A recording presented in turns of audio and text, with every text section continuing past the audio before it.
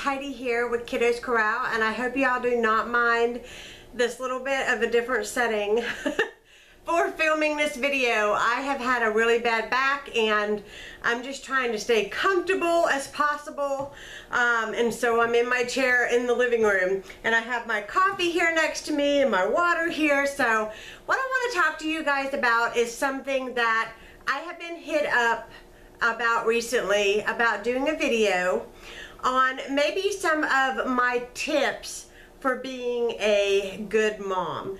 Now, in no way, shape, or form do I consider myself to be the #1 mom or the #1 housekeeper or the most organized person ever. I am not. But I have learned some things over time. My oldest is 22. My middle son will be 21. And my youngest is 18. So I have 3 adult children. And over the 22-year period of being a stay-at-home mom, I have certainly learned a few things. And I want to share that with you guys because I get asked all the time to share things with you guys about being a mom, and so I'm going to share today. So I have 5 things that I have written down that I want to share that I think that are some things that I really kind of, you know, feel like came to mind in thinking about this video and wanting to share with you guys, you know, to throw out any ideas of perfection. A lot of times we can easily get swept up in trying to make sure that our house is perfect, that we are perfect, that our hair is always done, our makeup is perfect, and we're trying to be a mom to these kids, and you know, we can't enjoy fully being a mom because we are so engrossed with trying to, you know, get perfection. And I can tell you it's an impossibility. It's never going to happen. I think too that with some YouTube videos, with Pinterest, with Instagram, we see the best side of people. We do not see all of the true sides of people. Very seldom do I video myself with no makeup on, my hair in a bun like a crazy lady that I really am. But seriously, we all have those days where things are not perfect. My laundry is not always done. My ironing is not always finished. There is always dirty dishes in the sink. I mean, there might be 30 seconds after I get the dishwasher loaded that there are no dishes, but very seldom are you going to come over to my house and find that there's not at least a glass or a bowl or something in my sink. So let go of perfection, take a deep breath, and release, and know that there is no such thing as perfection when you're a mom or a stay-at-home housewife, or if you're a dad that stays home with the kids. There's no such thing as perfection. No way. It's to find inspiration. One thing that always got me out of the funk when my kids were little, I would just find myself sort of like lost, like I didn't really feel important, or like I really didn't have anything going. So I would turn to magazines, books, Instagram, YouTube, you know, getting to know other mothers and trying to be inspired, you know, inspired to you know, come up with different activities for my kids, to be inspired to organize my house differently. There was always, like, I don't know why, for me, it was so much fun whenever I was always trying something new. Always trying something new. Whether it was a new game with the kids, or a new recipe with the kids, or you know, just new ways of making snacks, freezer meals, organizing your home.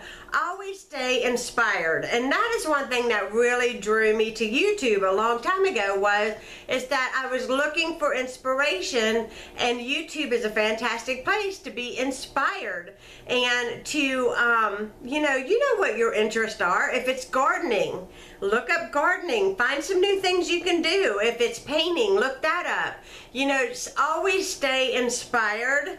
I think that your kids see that, and I think my kids to this day, they'll be like, do you remember when you did this, or do you remember when you did that? Because that's what kind of made me happy and keep going. It was always trying new things, and I felt very inspired all the time because I was looking for inspiration. So don't forget to be inspired, to be a safe haven for your kids. Unfortunately, we send our kids to public school, and we hope they're not being bullied. We're hoping that they're not having a stressed out day.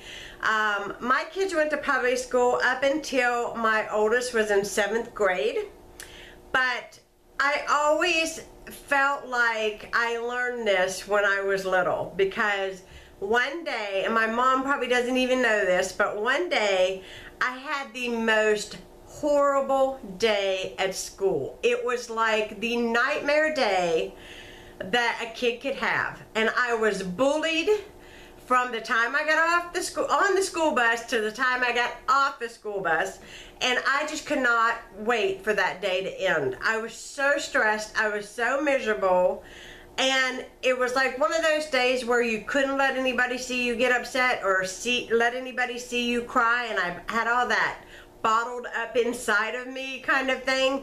And I can remember I got home, I went in the back door, and instantly I was hit by this smell.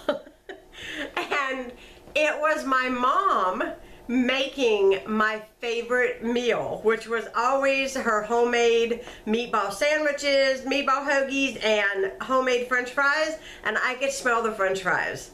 And I don't know, but that experience for me always made me want to be the safe haven for my kids. I want them to be able to come home and relax. I want them to be able to come home and unwind and tell me about their day and express what has happened to them that day.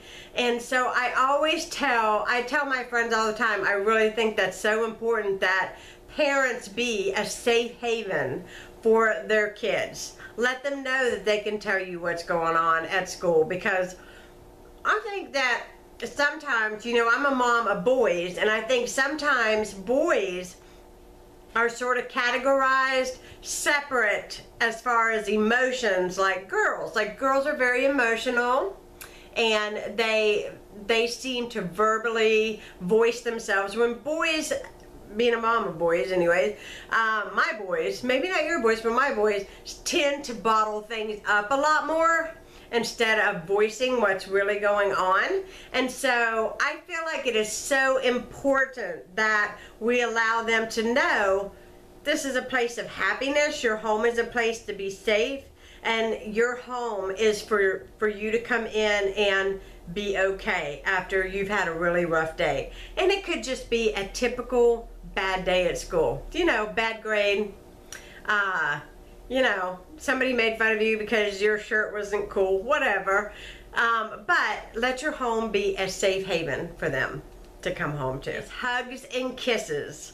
My family was not very huggy and kissy and I love you and all of that. We were never about that when I was a kid.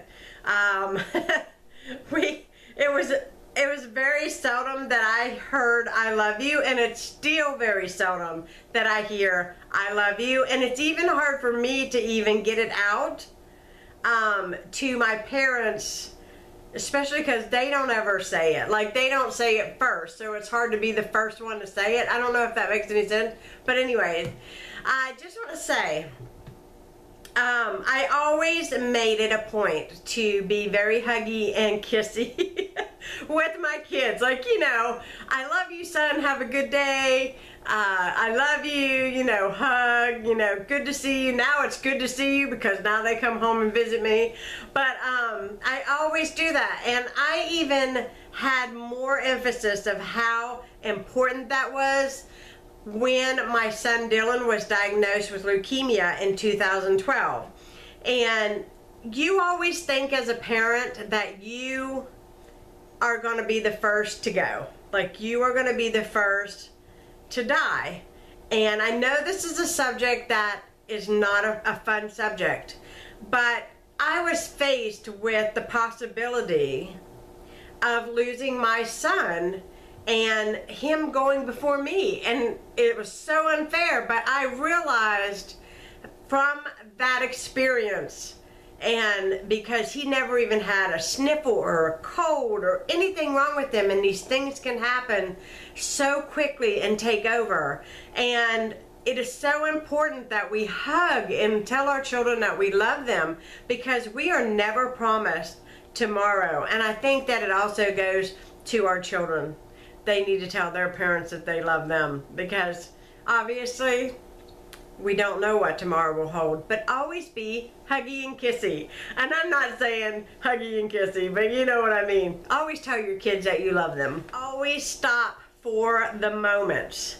We get really carried away with our cell phones, with computers, with work, with stress, with having to run errands, that we miss out on those moments. And I was telling my daughter-in-law the other day, I said, you know, you need to take advantage of the moments. Like, you know, when Ella turns 1 year old, you need to do it up big and, you know, video it and cherish that moment. That is a milestone. That is a memory.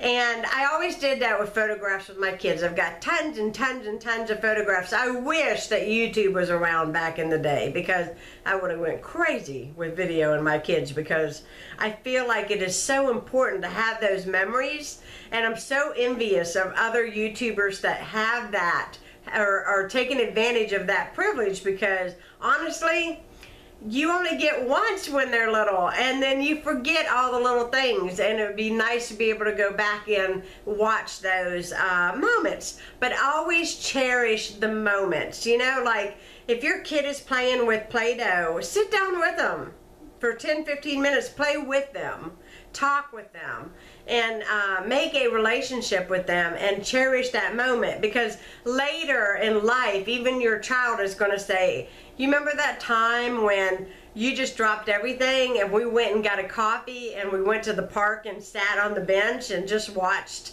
the people? I mean, that's something I've done with my son, and he's even mentioned it. Yeah, I remember that time. So it's so important to cherish those little memories, because they're here today and gone tomorrow. And I gotta tell you, I'm a mom of 3. Time has seemed to go so quickly. They grow up so fast. I'm a grandma now, and now my son is raising his little girl. And I can tell you, you know, take it from me, cherish all of the little moments that you can. I hope you all enjoyed this video. If you're new to my channel, please hit subscribe and like this video, and I hope to be talking to you all again soon. I hope you all found this helpful, and yeah, that's a wrap, guys. Bye!